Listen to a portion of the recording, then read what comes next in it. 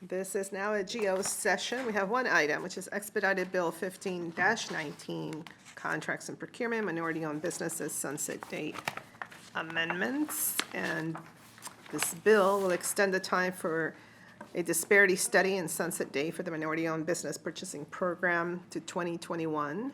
And this was because there was no funding that was included in the FY20 budget for the study. The current due date for the report was actually July 1st, 2019, and the sunset date is December 31st, 2019. The estimated cost for the study is $600,000, and the study is required to evaluate the need to continue the minority-owned business purchasing program, the need to update, we need the updated data on the impacts of discrimination against certain minority-owned businesses. And it's difficult to determine a new sunset date without it.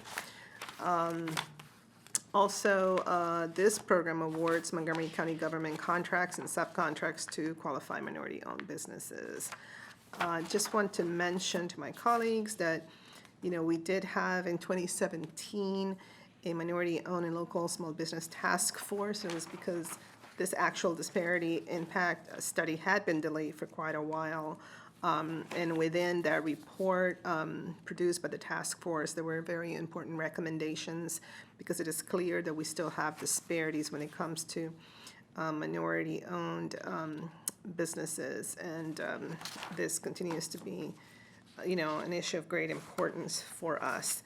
I will also say that because, you know, we do have a new director of procurement, Mr. Shetty, who also expressed a lot of interest in looking at this particular area when it comes to contracting and minority businesses, et cetera, that I felt that, you know, if we needed to extend this, it would give you, Mr. Shetty, a good, you know, time to kind of look at, see where we are, and perhaps even come forward with a number of recommendations. Hopefully you'll take a look at that task force report and see what else we can do to implement some other best practices as well. But no doubt that we do need to make sure that we get the funding necessary for the study. So basically this is a bit pro forma in the respect that it's a bill that I introduced on behalf of the county executive requesting the extension and also extending you know, the sunset date. But I want to make sure, especially our very robust small business and minority-owned businesses and entrepreneurs out there, that this in no case means that we are backing away from our commitment. We will continue, obviously, to work towards these goals and actually we do look forward to some recommendations that would come under this new leadership as well. Mr. Drummer, anything that I missed? Any particular describing this? No, I mean, the disparity study needs to be done. What a statement. You know, the 2014 disparity study was based on statistics from like 2013, basically. So it's old numbers. You need to look at newer numbers to justify what we're doing. But like you said, if you don't enact this by the end of the year, there'll be no program at all, which I don't believe anybody is ready to do. So in that sense, yes, we certainly recommend you enact this bill and do the extension. But on the other hand, we really should get funding and start the study. The study takes a long time to do, and it's complicated. And the sooner we get started, the better off we're going to be. Absolutely. Mr. Shetty, anything you'd like to add? Can you please need press to touch the microphone there? Yeah. Sorry, I'm in complete agreement with what Mr. Drummer just said. We really do need to get the funding, because once we have the funding, we still have time before we hire a vendor who can do the study and then incorporate the findings of those studies to set our goals for the future. So yes, I'm in full agreement, and I hope that we make the best use of this time and the extension to get our ducks in row. You think the executive, have you had conversations to see if he would be willing to send a supplemental so you can get started on the study? We've had conversations about it. I cannot speak definitively for where he stands on that.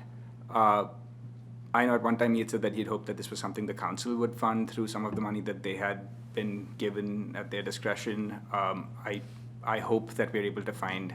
You do know that we don't have trees in our green space another Yeah, thing. where money 600,000, grows off of 600,000 is a them. pretty good tree. I will say for the record that, in this particular fiscal year, the executive did include $10 million for the council to utilize, and by my account, by now, I've heard him refer to that money in different ways that I think by now we probably have a tally of like, I don't It's been know, encumbered for about 100 Yeah, million, 100 million or something like that. At least. So That's the that, first month. yeah, so. including capital money.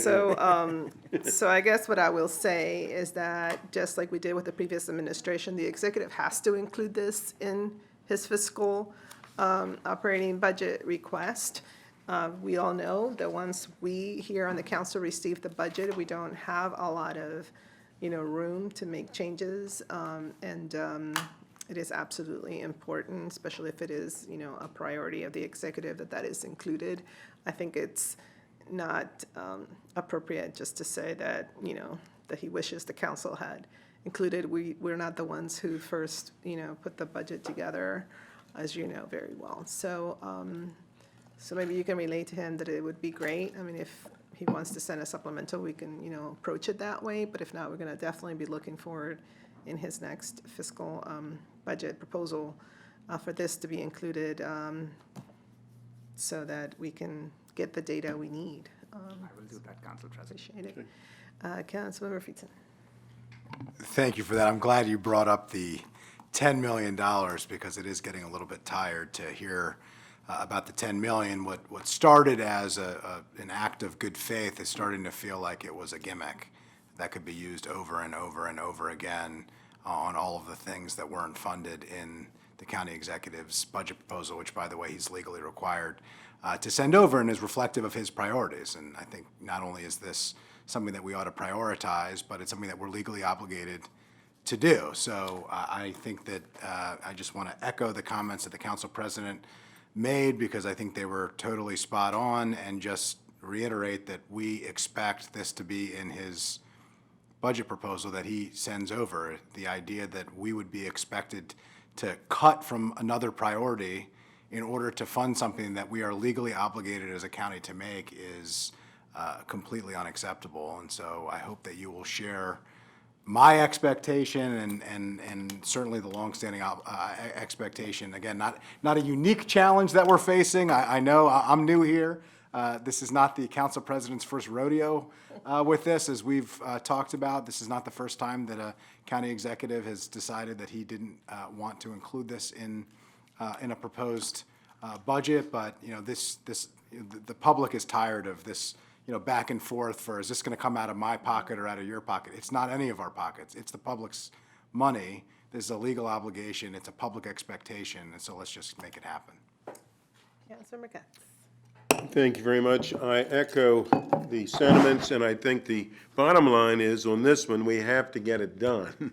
And I think everybody's in agreement with that. We have to figure out how we're going to pay for it, and I think everybody's in agreement with that.